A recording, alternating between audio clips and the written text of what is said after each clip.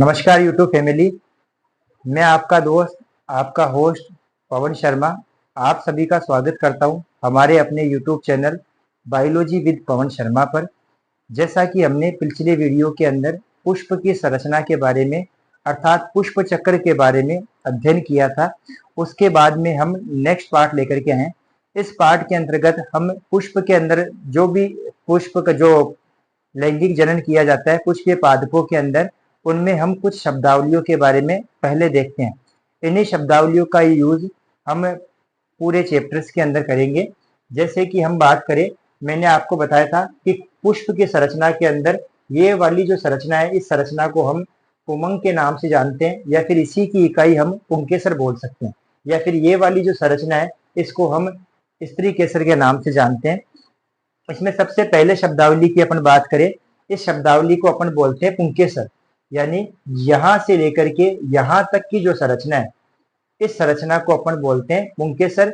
इसी पुंकेसर की जगह इसी चैप्टर्स के अंदर हम लघु बीजाणुपर्ण या फिर माइक्रोस्पोरोफिल शब्द का भी यूज कर सकते हैं। ठीक है, जैसे अपन बात करें, एक संरचना मैंने आपको बताई थी, यहां से लेकर के ये जो पूरी संरचना है, इस संरचना के अंतर्गत पुष्प के 3 भाग आते हैं। पहला भाग वर्तिकाग्र, दूसरा भाग वर्तिका और तीसरा भाग अंडाशय।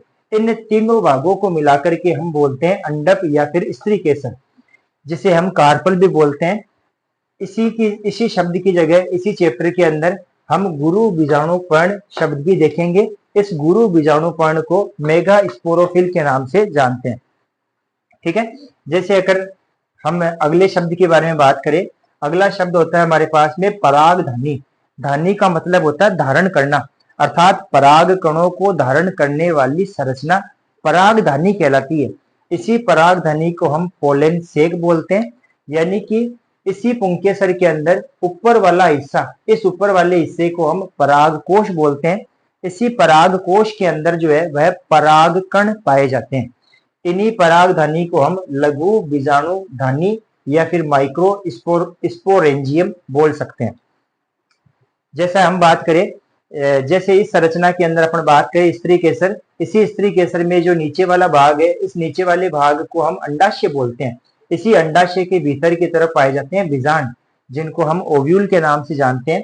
इस बीजांड शब्द की जगह हम गुरु बीजाणुधानी या फिर मेगा स्पोरेंजियम कह सकते हैं। तो बीजांड की जगह कई कई जगह हमें गुरु बीजाणुधानी शब्द भी मिलेगा। अब ऐसे अपन बात करें, ये जो परागकण जो परागधानी के अंदर पाए जाते हैं, इन परागकणों को हम लघु बीजाणु या फिर नर युग्मक कहते हैं, अर्थात इसी को हम माइक्रोस्पोर या फिर मेल गेमिट बोलते हैं।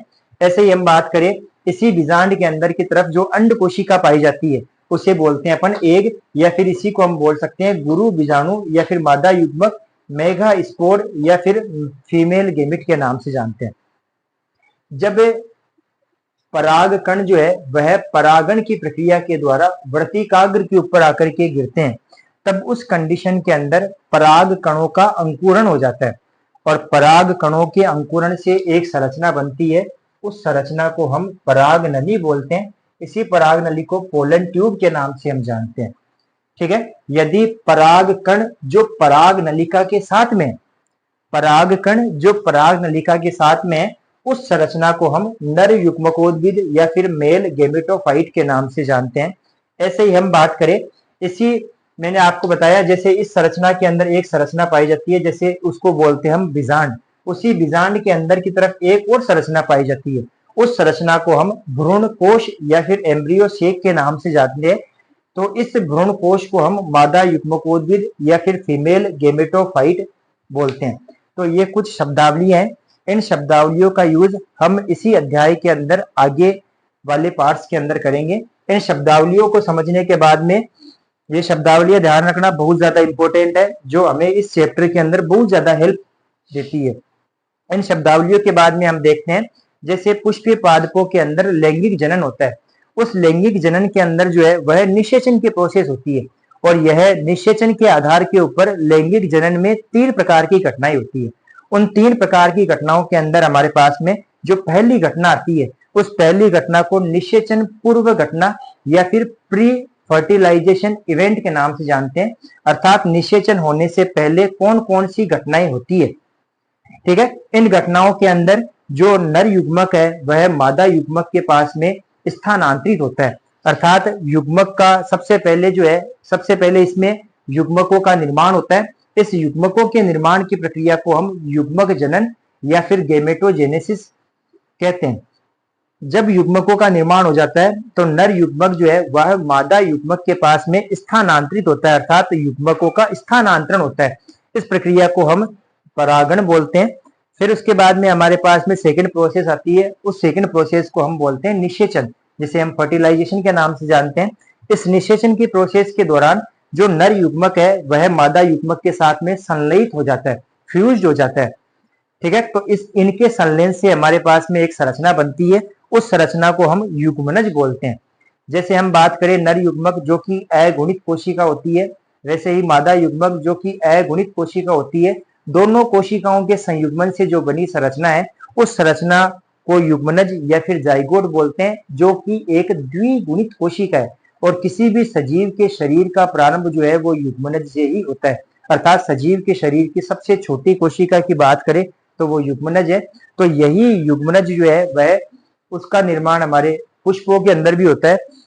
फिर उसके बाद में तीसरी हमारे पास में घटना आती है। इस तीसरी घटना को हम पश्य निषेचन घटना या फिर पोस्ट फर्टिलाइजेशन इवेंट के नाम से जानते हैं, यानी कि निषेचन के बाद में होने वाली घटना।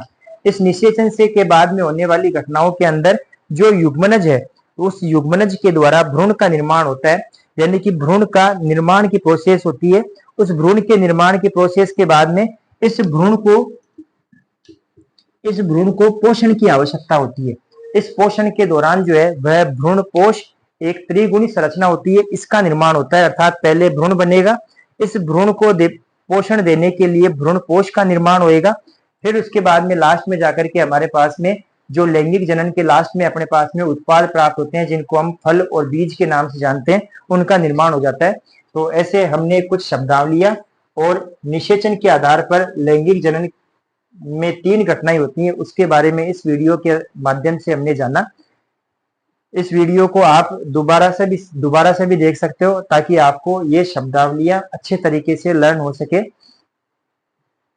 आप सभी इस चैनल को ज्यादा से ज्यादा प्यार देना, ताकि हमारा चैनल धीरे धीरे ग्रो कर सके। और इस चैनल को लाइक, कमेंट और सब्सक्राइब करें। धन्यवाद।